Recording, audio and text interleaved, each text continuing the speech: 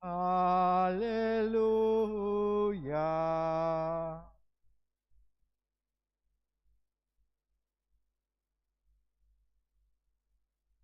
Tuhan bersamamu. Inilah Injil suci menurut Yohanes. Dalam amanat perpisahannya, Yesus berkata kepada murid-muridnya, "Barang siapa memegang perintahku dan melakukannya, dialah yang mengasihi aku. Dan barang siapa mengasihi aku, ia akan dikasihi oleh Bapa-Ku, dan aku pun akan mengasihi dia dan akan menyatakan diriku kepadanya." Yudas yang bukan Iskariot berkata kepadanya,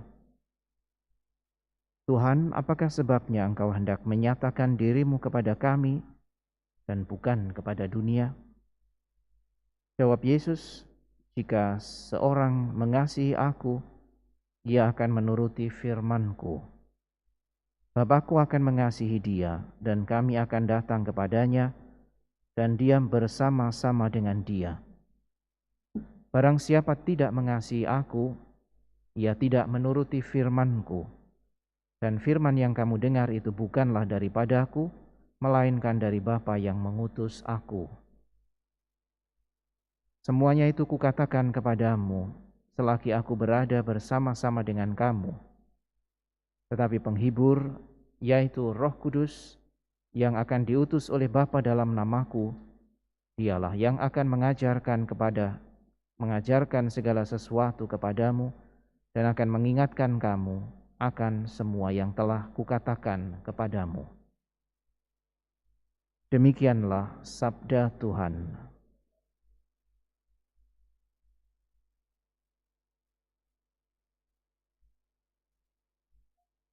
Saudara sekalian yang terkasih, di dalam kesempatan perpisahan sama murid-muridnya, Yesus justru memberikan jaminan kepada mereka bahwa Ia tidak akan pernah meninggalkan mereka, karena Roh Kudus pada saatnya akan diutus untuk menjadi pendamping, penghibur, bahkan pengajar akan apa yang mereka harus katakan atau apa yang harus mereka ingat tentang segala sesuatu yang telah diajarkan oleh Yesus.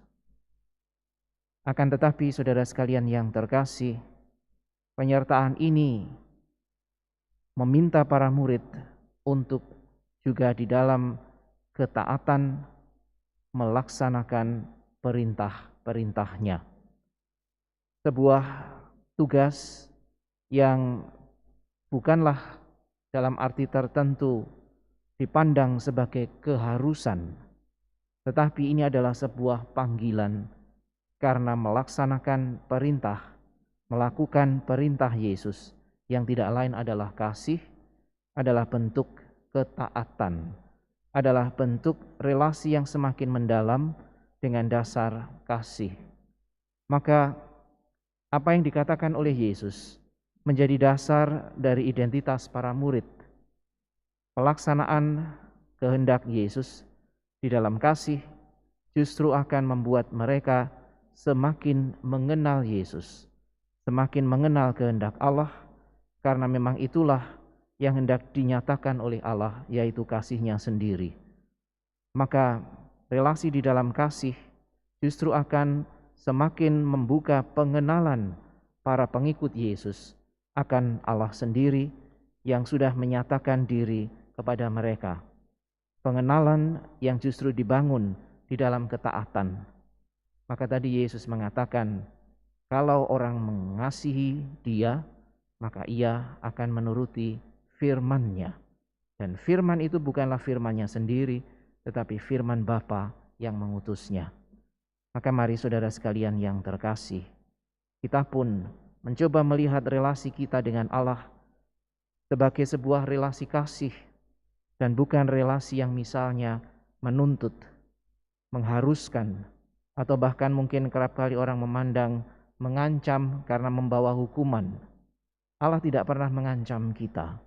Sebaliknya, Ia senantiasa menyatakan dirinya agar kita boleh semakin mengenalnya di dalam kasih.